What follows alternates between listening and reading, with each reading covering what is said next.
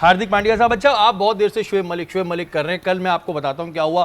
कल ज़ाहिर करीम भी थे और महमूद भाई भी थे, इन्होंने मशवरा दिया कि भाई अब आपको रिटायरमेंट ले लेनी चाहिए। ठीक है, कल तक आपका मशवरा था, आज अब जरा सुने। फैसल इकबाल कहते हैं कि शोएब मलिक टीवी पे बैठ के बहुत भाषण देते हैं कि नया टैलेंट नहीं आ रहा, नया टैलेंट नहीं आ रहा, और खुद क्या कर रहे हैं। वहीं बासित अली कहते हैं कि फिर तो मोइन खान और विविन रिचर्ड को भी क्रिकेट खेलनी चाहिए। और वहीं मोहम्मद यूसुफ ये कहते हैं कि पीसीबी को कोई लाइन ड्रॉ करनी चाहिए, वरना कल को मुझसे पूछेंगे तो मैं भी खेलूंगा।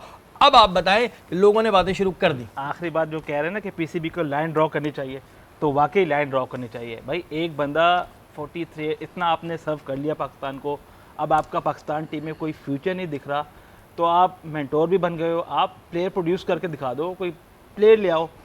इंस्टेड आप किसी का हक मार रहे हो।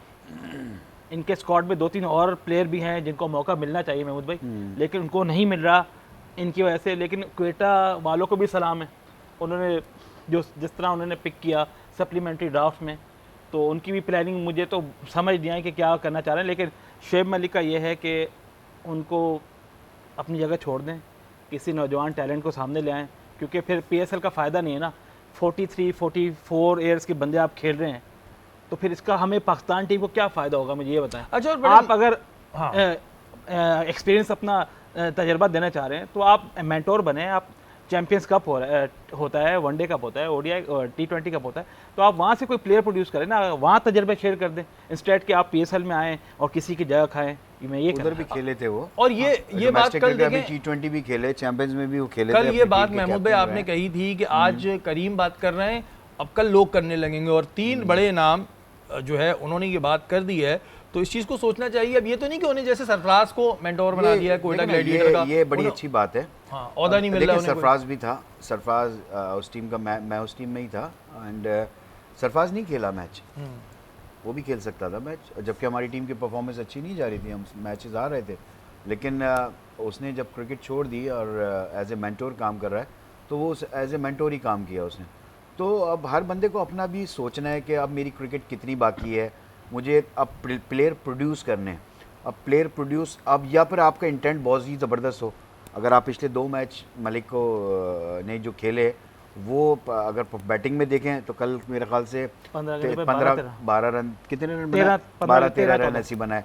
और बॉलिंग अगर आप देखें 2 ओवर किए अब तक, मेरे ख्याल से एक में 19 दिया है और एक में 16 दिया है, तो वो इम्पैक्ट नहीं शो कर रहा। तो खुद आदमी को नज़र आता है कि मेरी अब वो चीज़ नहीं है।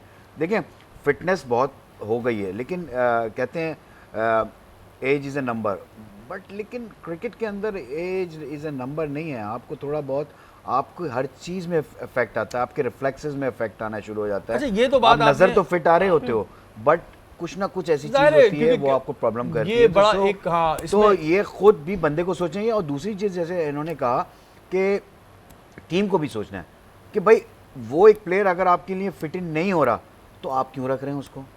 ये भी बहुत असली सवाल है। असली चीज़ ये है कि देखें भाई, एक या तो पीसीबी लाइन ड्रॉ कर दे कि भाई इसके बाद नहीं खेलेंगे, वरना जो ले रहा है बात वो फिर ये आती है कि प्लेयर कहता है भाई मैं तो ठीक है, मैं ट्राई कर रहा हूँ, आप मुझे मत लें।